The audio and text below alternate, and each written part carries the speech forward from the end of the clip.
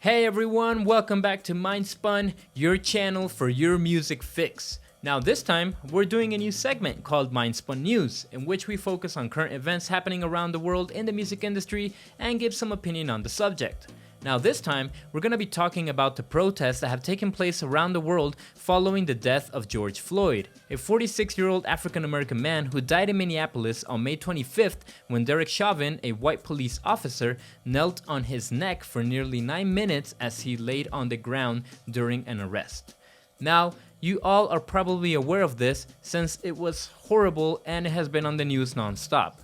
But we wanted to focus on artists in the music industry who attended the Black Lives Matter protest since they are influential people who could possibly inspire change in people who don't see this as an issue. You know, a change of past mentality that needs to change. Now, let's start off with Pink. She is among a growing list of celebrities who have attended protest rallies and declared support for the Black Lives Matter movement in the wake of the death of George Floyd. Now we can see the proof of this in a post she shared on her Instagram in which you can see her taking part in the peaceful protest and paying homage to Rosa Parks with a symbolic t-shirt. We can also see on several posts on Pink's timeline the hashtags pertaining to recent events and the Black Lives Matter mantra, including All Lives Can't Matter Until Black Lives Matter, Peaceful Protest, Equality and Justice for George Floyd. Another artist that has never been shy on the subject, since he comes from a place where police brutality has always been present, is Kendrick Lamar. He has released several protest songs, some of them being emblematic for this generation. Alright comes to mind, as well as Blacker the Berry. Now this is pretty obvious when you see Kendrick's songs making their way back to the charts during these protests.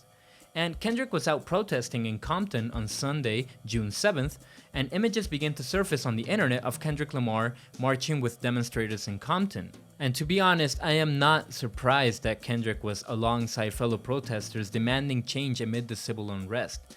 But he will always be a man that is looking for change, and that is one of the reasons why I'm a true fan of Kendrick Lamar. Another artist that attended the Black Lives Matter protest in London last week, despite being on crutches, is Madonna. The 61-year-old hurt her knee earlier this year and was forced to cancel shows on her Madame X tour.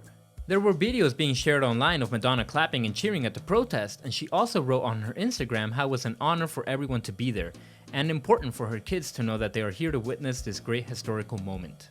Also, in case you didn't know, since this is related, Madonna is mom to 4 adopted children from Malawi of African American descent. And at one stage, I wanted to talk about this because this is really interesting, she allowed a fan to hug her despite the ongoing coronavirus pandemic, saying, "I have the antibodies, don't worry about it." I don't know if this is a smart decision. Well, we'll be talking about this later on in the episode. Another artist that was seen in the anti-racism protest in his hometown of Fayetteville, North Carolina is hip-hop star J. Cole. I personally, as a fan, have always considered J. Cole a genuine artist that pushes for change with his songs and actions. Now, we also have Machine Gun Kelly and Travis Barker that took it to the streets of Los Angeles, California on June 2nd to call for racial justice. After protesting, they created a black and white video with a cover of Killing in the Name of from Rage Against the Machine. The two musicians used shots of the protests from different LA neighborhoods to showcase the injustice, and then they end the video with the text "End Systemic Racism."